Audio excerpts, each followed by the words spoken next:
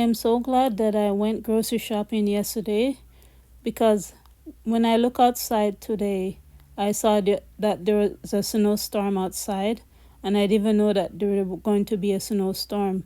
So this is one of the reasons why I want to grow as much as my food as possible and preserve as much food and store as much food at least for 1 year so that when we have a storm outside, I don't need to be running outside at the last minute to go get it or before the storm starts. These are all of the products that I processed and made from tomatoes that I growed last year. And I'm thinking that it's worth it for me to grow as much tomatoes as I can grow so I can make all of these products that I made. This one is roasted cherry tomato. I did not really like how this one turned out, but maybe I need to work more on this recipe. But I like the way the other products turn out way better. This one is a tomato chutney. I can improve on the recipe with this one, but it's not bad when you mix it in with other vegetables, other sauteed vegetables and stuff like that. I don't use the tomato chutney like a dip, like what it's meant to do. I mix it in my meals because me and my husband, we're plant-based eater. I don't eat chicken, beef, or any animal meat products. Just recently, a few months ago, I started to eat fish once a month, at least once a month, and I'm eating eggs again, and butter and cheese, but I don't eat any meat products like that. So it's very important for me to be able to, it's very important for me if I can find a way to grow as much as the food that I eat as possible. And I reached to a point of my life where I don't really trust the products that much in the grocery store, but I can't avoid completely going to the grocery store. Side note, I am so tired of buying vegetables from the grocery store, and then if I don't use it within 3 days time, they start to go bad. It's a waste of my time and money to do that. So in that case, I rather to just grow some of these vegetables that I normally buy from the grocery store and freeze it or dehydrate it or process it than to go buying it, and then if I don't get time to use it within 3 days time, it starts to develop mold, and I'm so annoyed of that. I don't know if anyone noticed that vegetables and fruits that you buy from the grocery store don't last as long as it used to last. It should at least last at least for 1 week in the fridge before it starts to go bad. So I've been doing a lot of research about gardening and about how much food I need, how much of different vegetables and fruits I need to grow, how many of them I need to grow in order to have enough stored up for at least 1 year for one person, 2 person. And with all of that information that I found out for at least for one person with tomatoes, you need to grow at least 30 plants for each person in order to have tomato to eat fresh, tomato to make different products that require you using tomatoes, and at least grow enough food for 2-person, you need to at least have about 4,000 square feet of garden area to do that. And if you have more than that, or if you can grow more than what is recommended, it would be even better. I really don't know if we'll be able to do that this year, but I definitely want to increase the size of our garden. And eventually, as years go by, I would like to have a greenhouse, and I would like to move on to our land and grow most of our food. And I believe that is possible because we're plant-based eaters. We're not vegan, but we're plant-based eaters. And I think it's very important to know where our food comes from. My mindset with the tomatoes, if I can't grow my tomatoes, I won't buy it from the grocery store. If I can't get it from the local farmer, I just won't eat it. So if I can preserve as much as possible to make different products like this is roasted cherry tomato. I probably won't make that again, but the tomato chutney, I'll make that again. The vegetable soup, the marinara sauce, and the butter chicken sauce. It's vegan. There's no chicken in there, but the flavoring is the flavoring of butter chicken sauce without chicken in it. While editing this video, I forgot that I actually made also salsa verde with the green tomatoes the end of the garden season. And with that, I still have some green tomato salsa verde. And green tomato, with the green tomato salsa verde, I cook it. I open up 2 bottles of this, and I preserve a lot of the white beans in the sauce with more seasoning in it, and it turned out really good. I'm planning on improving that recipe even more. So if you have to harvest the green tomatoes before the last frost kicked in the end of the year, you can let the tomato ripe up in box, and you check on it every 2 days. As they ripe up, you can preserve them, or you can preserve the green tomatoes and make salsa verde with them, or even green tomato chutney. I made the green tomato chutney a few years ago, and I did not really like it, so I didn't made it this year. But the green tomato salsa verde, it wasn't too bad. I might use it to make that again. I'm not sure. But this is the last bottle of the green tomato salsa verde that I in beans that I have, and this is one of the things that you guys can make with the green tomatoes also. Tomato sauce, there's no season in it, just salt is in it. And with the tomato sauce, I can make sauteed some onions and garlic and peppers, whatever I want, to make different kind of sauce with that after I open it. And this is a piece of sauce and ketchup. With the ketchup, you can make different flavors ketchup you want. And then eventually I would like to can tomato whole and chop tomatoes also, and maybe even make there's a few other products that I actually made with the tomatoes. Let me go get it, 1 second. I also made these products also with the tomatoes that I grew from the garden. Oh my gosh, the tomatoes, they're so sweet and delicious and juicy, and I was really grateful for all of the harvest that I got last year, and I'm hoping I'll be able to grow a lot more than that. So this one, I tried to make the jollof fried sauce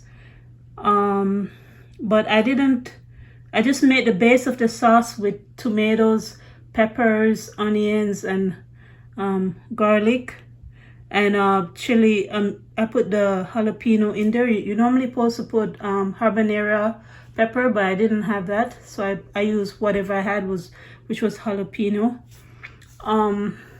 But I didn't put the seasoning in there, like the dry seasoning. I didn't put that in there. What I decided to do, that I could put that put those seasoning in it after I open it, and mix it in with whatever beans or tofu that I want to make. Sometime I will put this also in rice, or you can pretty much use your imagination. There's no rule when it comes to cooking. As long as the food tastes good, that's what's more important. The looks is also important, but not as much as how it tastes. So just because a certain recipe require you to eat it in a certain way, you can eat it the way you like to eat it, because it's your food and you're eating it. And so I didn't just use the jollof fry sauce just to put it in rice. I use it for other stuff too. I mix it in other stuff too, and it came out really delicious to give a unique flavor to your food. And I also make the chunky roasted salsa, and I make the chili beans. There's no beef in there at all because I don't eat meat. But this came out really good, the chili beans. And I make baked beans also with it, and it came out really good. And I also make salsa with the parsley. Instead of using, I put parsley in with the basil. With the salsa, there's different ways of making salsa. You don't need to just make it with basil or just make it with tomatoes. You can make salsa in different ways that you want to make it. And yeah, tomato is a very important for me. A few months ago, I was listening to the news, and they're saying that they're gonna increase the price of the groceries by 5% more, and meat products and meat, and also on vegetables and fruits.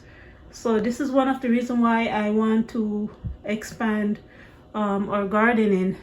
And many of these products here I use a lot of bell pepper and jalapeno to make these products. So my goal is to grow a lot of peppers, a lot of bell peppers, a lot of sweet peppers, a lot of jalapeno. So I hope I'll be able to achieve it. And one of the things of when you're growing your food, you have to have ways to preserve it, have ways to store it. So I've been doing a lot of research how I can store some of these products that I don't preserve without having a root cellar and stuff like that, because I want to grow a lot of squash and pumpkins this year.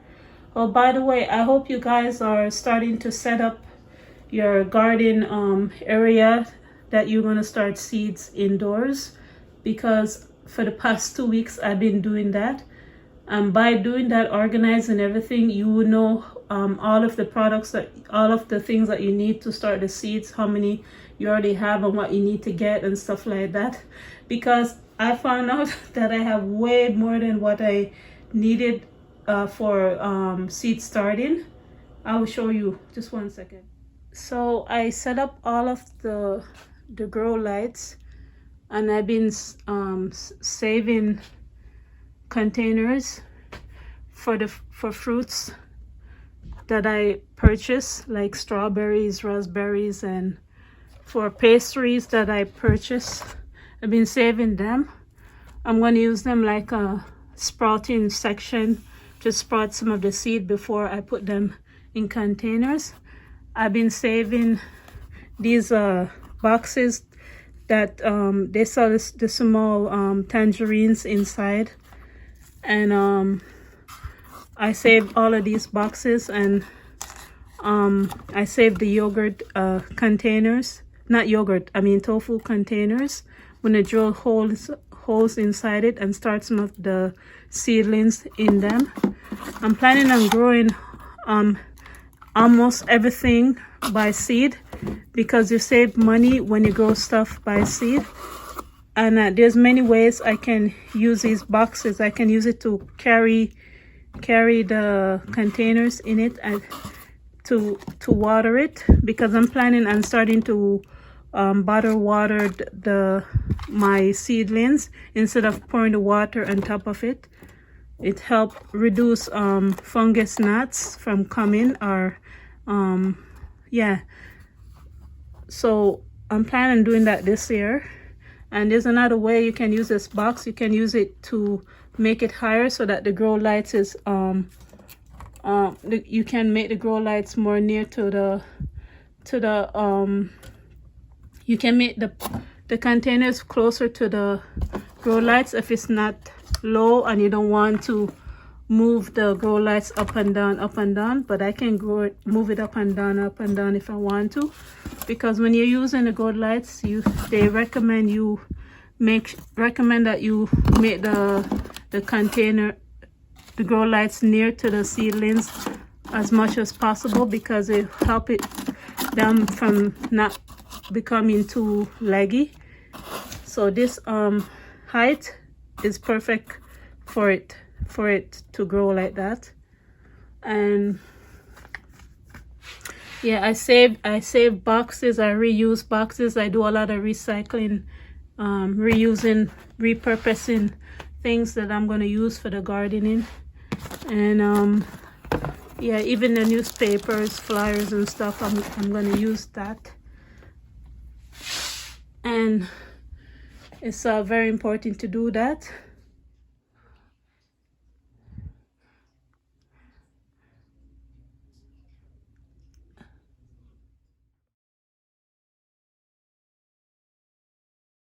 Yeah, some of the things that you guys should start growing by now, start growing from now, probably even from 2 weeks ago, but I'm like 2 weeks behind schedule, but a little bit late is better than never. Is leeks, onion. These are a few of the stuff that I'm gonna start to grow right now. Today actually. Lemongrass seed, and pansy flower,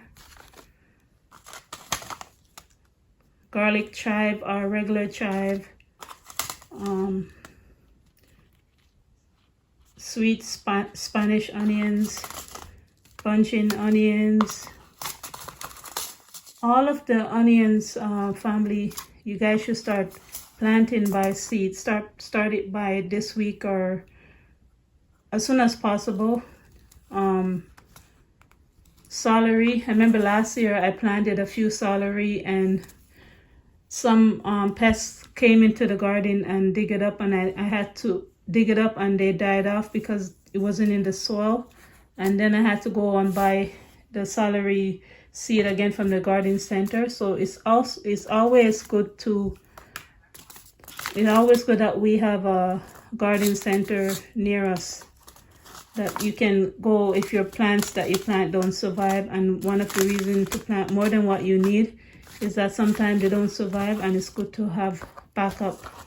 So I figured out if I can grow more than what I need this year, I can always give away some to my friends and family. And the food that you preserve, they'll be good for at least for 2 years, they say in these bottles. But really, as long as it's sealed, and as long as the seal is still good, the color might start to fade, but it's still good even after 2 years. I find most gardeners, they don't use up all of the food that they preserve within 1 year.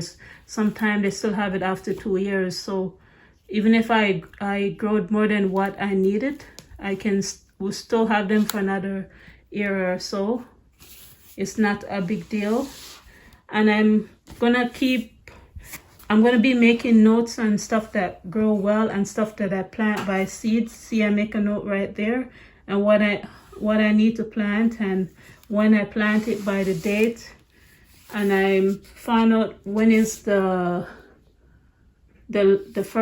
last frost date, and see what plants I need to plant before then. And so these calendars, I got it from the dollar store. I started to make, I put the date on it and stuff that I want to start planting on those dates. Most of the time when I plant, I put what I want to plant on certain date. I don't end up doing it until later on. So that is okay, but as long as you make a list of the things that you want to plant and when you want to plant it. So because I know I always have that habit of not planting stuff on time, starting stuff by seed on time, I also bought another book here. 1 minute. So this is why, because I know that I never ever plant stuff the day when I want to plant it. I end up planting it later than then. So this is why I have another book here where I write on the things that I do start. And I'm going to keep journal, and when they sprout and when I transplant them out, and where I'm going to transplant them out. So I bought different books. I bought different calendar planner books from the dollar store. And you see here, I put right here, May 2025, the last frost date and how many days that I have to grow stuff for this year. And I even put in October here my first frost date. In October I'm planning on planting a lot of garlic. I think I planted 154 garlic last year October, and I'm planning on doubling that amount because my husband have been sick now with the flu, some sort of flu and virus that is going about. The garlic, we've been taking 1 or 2 of it every day, well, almost every day. And the thing about garlic, it helps boost your immune system by 40%, and it's helping him to be able to still work and stuff like that. So it's very important that we grow a lot of garlic as much as possible, because garlic is kind of expensive to buy in the grocery store, I find.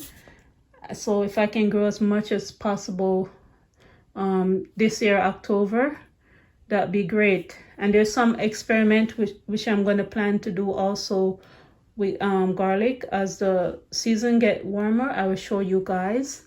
And I hope you guys started to set up your garden to grow stuff, start stuff by seed, because it's much cheaper to grow stuff by seed than to buy the plants from the garden center.